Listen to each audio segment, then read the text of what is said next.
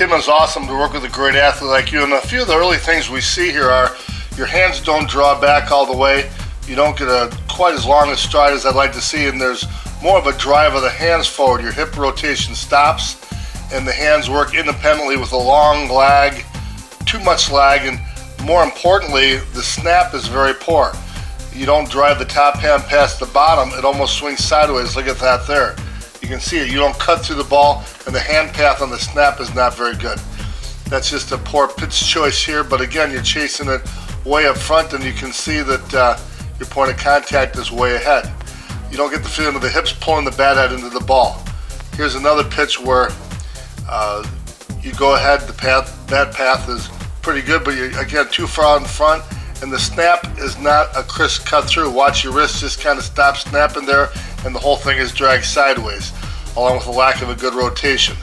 Again, you can see there, you stop the snap just about the point of impact, and the top arm doesn't extend anymore. You don't get the wrist to torque against one another. You look at Andrew Collins, just a tremendous snap. Watch how he rotates, the lead arm being pulled around in rotation, the top hand extends as a wrist snap, and that bat head cuts at a nice level plane from lag back to impact.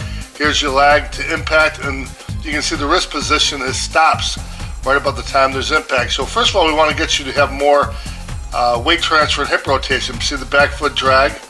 I would say you could probably get that lead leg down. We just want to have the hips wind a little bit, but you know, that's one of the characteristics of your swing. We want to stretch it out, get a little bit more weight transfer, a little bit more stride. Here's with the lead arm throw, using your rotation to bring it around, and you finish that nicely. This is one of the best drills there is for developing weight transfer, hip rotation, body angle, and release, the frisbee throw. First one was too level. This one here, you get up in a nice plane.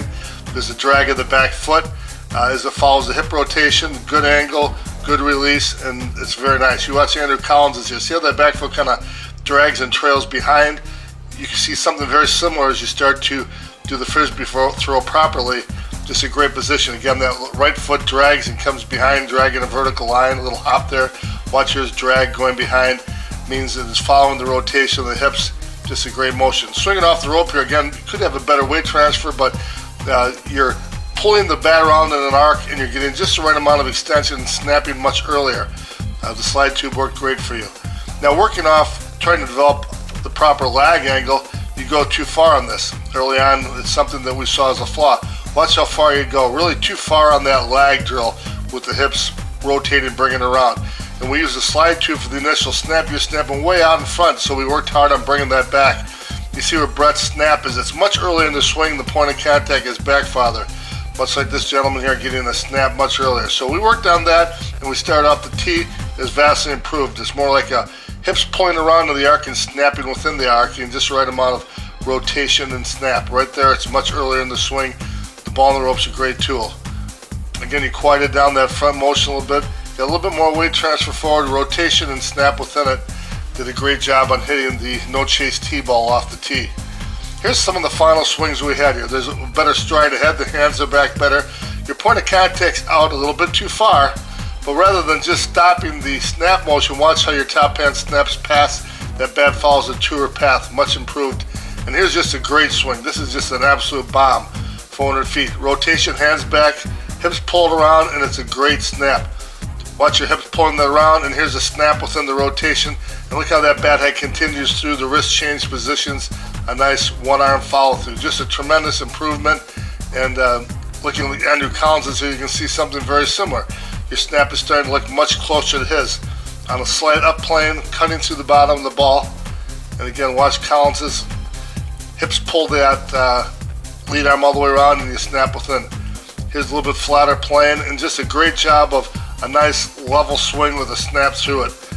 Absolutely amazing. Here's your lag, there's your snap, all being pulled around by the rotation. And you can see this will follow all the way around. Leave the back foot drag up, good weight transfer. Again, maybe a tiny bit out in front. The last two here, try to get a more aggressive angle snap like that. Look at that, 96. Nice swing. 91.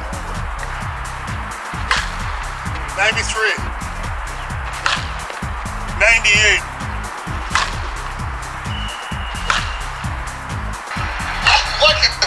At the start, you range from 60 to 90.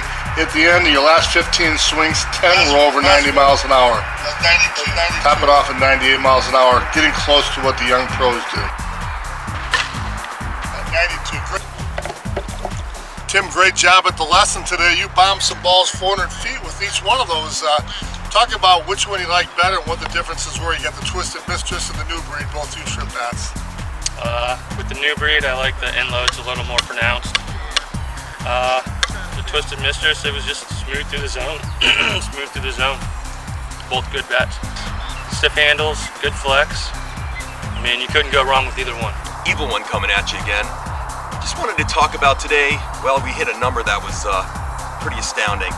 We've eclipsed the 100,000 sales of the Evil BP rocket. And some of the great things about the Evil BP rocket is what we call the rinse and repeat cover. You can basically just take this ball after you use it, rinse it off with some water, wipe it down, and it's ready to go. We call it rinse and repeat. The great part about the Evil BP rocket, it doesn't tear up your bats. The unique mix of COR rating and compression makes it awesome to hit, gives you some great feedback with its spin monitoring, and doesn't tear up your bats. We've tested it with major teams and seen bat breakage drop by 80% across an entire season when the major teams hit only the Evil BP as their BP ball for the year. Hey Bogey, well, we appreciate you and we appreciate being a part of the Swing and Makeover series. We have a bunch of new stuff this year. Obviously, the Z1000 collection is quite popular. A lot of good combinations, a lot of interesting designs that we've created to match the bats and some of the other items that are being brought into the line for Louisville Slugger this year. You're able to go online and customize all these items also at sluggercustomuniforms.com. Tell us about the sublimation. You guys are pioneers in it. It's shirts and logos. A little bit of a history on that. Yes, we've started sublimation in 2006. We've been with Louisville Slugger since 2013, and we are just great partner, we believe, with Louisville Slugger. What about somebody who wants to come in? We always kid about you do everything. I said, even me being surrounded by the Amish, and you actually have an Amish team you're doing a custom uniform for. Yes, we actually have a team out of Indiana, Rock Run Softball, that we are doing custom uniforms for. So you're able to get anything from your team set of uniforms to cage jackets, hats, microfiber shorts in custom colors. Anything that you're looking for, we can produce them. And they're all made right here in the US.